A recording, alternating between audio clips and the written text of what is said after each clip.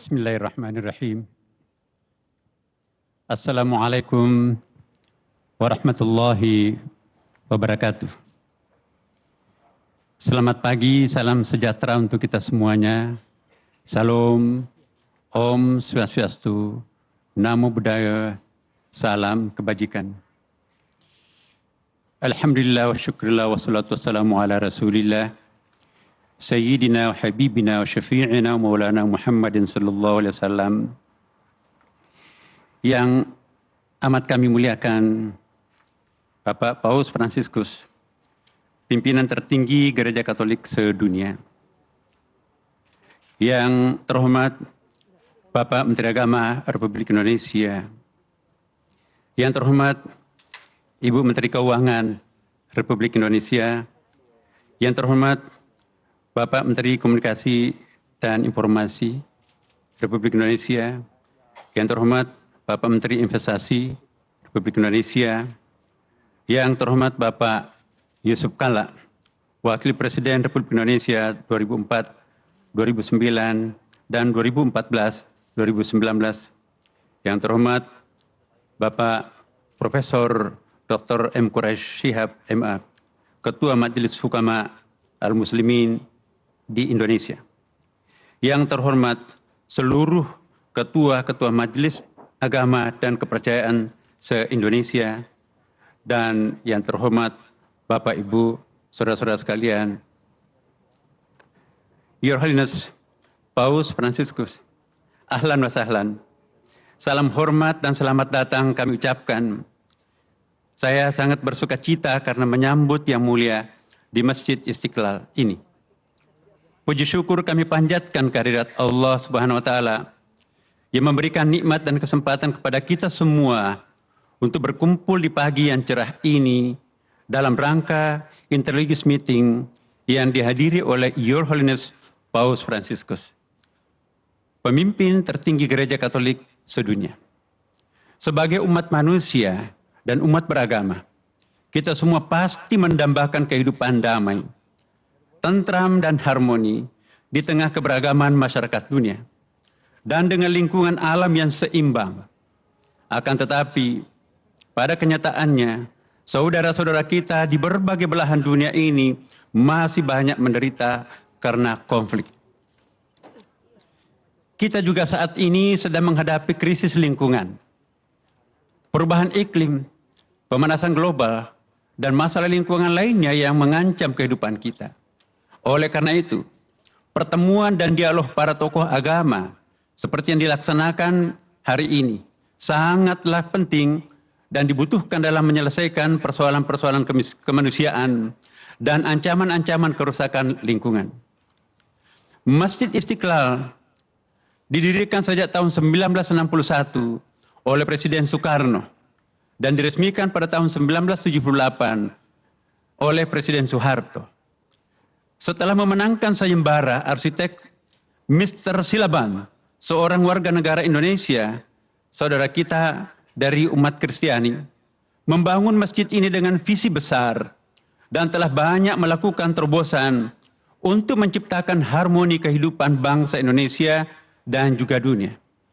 Masjid Istiqlal yang telah direnovasi oleh Presiden Joko Widodo bukan hanya rumah ibadah umat Islam, tetapi juga rumah besar untuk kemanusiaan. Kita berprinsip bahwa humanity is only one. Sehingga peran pemberdayaan umat difokuskan pada basis kemanusiaan dan harmoni kehidupan. Semenjak saya bertugas sebagai imam besar Masjid Istiqlal, saya telah menegaskan bahwa Masjid Istiqlal bukan hanya rumah ibadah bagi kita umat Islam, tetapi juga sekaligus rumah besar bagi kemanusiaan. Kita berharap dan berprinsip bahwa tadi humanity is only one, maka siapapun boleh masuk dan mendapatkan manfaat dari Masjid Istiqlal. Tentu saja dengan ketentuan dan adat istiadat yang berlaku di lingkungan Masjid Istiqlal ini. Siapapun boleh masuk untuk mencari kebaikan bagi umat manusia melalui masjid ini. Sejak awal, Masjid Istiqlal berfungsi untuk membudayakan dan melayani semua orang. Hadirin yang berbahagia, di samping acara-acara ritual keagamaan Islam, Masjid Istiqlal juga secara reguler melaksanakan kegiatan interfaith, interculture, diplomatic activities, dan lainnya. Masjid Istiqlal dilengkapi dengan berbagai fasilitas pembelajaran formal dari kelompok bermain, taman kanak-kanak, Raudatul Atfal, pendidikan dasar dan menengah yang siswanya mencapai 1.100 pelajar. Kami juga mengadakan pendidikan kader ulama, khususnya ulama perempuan di level master dan doktor yang berkolaborasi dengan Universitas PTIQ Jakarta dan kampus-kampus besar dunia, baik di Timur Tengah, Eropa, maupun Amerika Serikat. Semua ini bertujuan untuk menciptakan ulama masa depan yang moderat dan mendunia. Selain itu, Masjid Istiqlal juga dilengkapi dengan fasilitas olahraga dan seni berupa gym center, retreat, panggung kesenian, pusat kuliner, dan bisnis center yang dapat diakses oleh semua warga, termasuk komunitas non-muslim. Basement dan lapangan parkir 2 lantai yang mampu menampung sekitar 1.000 kendaraan roda 4 dapat digunakan oleh jamaah Masjid Istiqlal, katedral, dan warga masyarakat lainnya. Masjid Istiqlal adalah satu-satunya masjid negara yang juga diharapkan mampu memberikan pembinaan terhadap lebih dari 1 juta masjid dan musala yang bertebaran di seluruh kepulauan negara Kesatuan Republik Indonesia.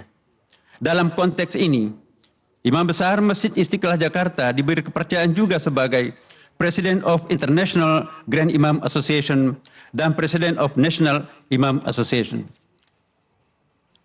Masjid Istiqlal ini juga berfungsi untuk merawat toleransi dan moderasi umat beragama di Indonesia.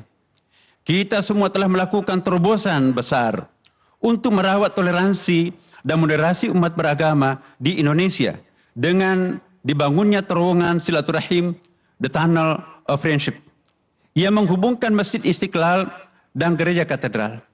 Inilah yang menjadi bukti betapa besar peran Masjid Istiqlal sebagai melting pot, khususnya untuk warga bangsa Indonesia yang majmuk dan berbineka tunggal ika. Untuk menjaga kelestarian lingkungan, Masjid Istiqlal juga melakukan transformasi menuju green building yang ramah lingkungan, sehingga menjadi rumah ibadah pertama di dunia yang meraih sertifikat Excellent in Design for Greater Efficiency H dari World Bank, Bank Dunia, sebagai rumah ibadah dengan bangunan rumah lingkungan atau green building. Hadirin yang berbahagia, kami menyampaikan bahwa kehadiran Your Holiness Paus Fransiskus di masjid terbesar di Asia Tenggara ini, atau terbesar ketiga setelah Masjid Haram di Mekah dan masjid di Madinah, tentu saja memberikan kehormatan besar kepada kami semua, segenap warga bangsa Indonesia. Kami sangat berbahagia bahwa Bapak Paus memberikan apresiasi kepada bangsa dan komunitas kami dengan mengunjungi negara dan tempat suci kami, kebanggaan kami di Istiqlal ini.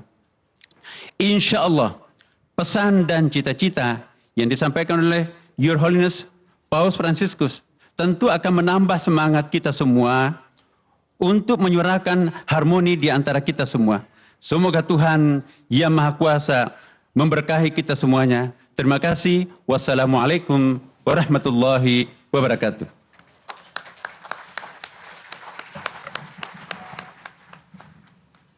Jelajahi cara baru mendapatkan informasi. Download Metro TV Extend sekarang.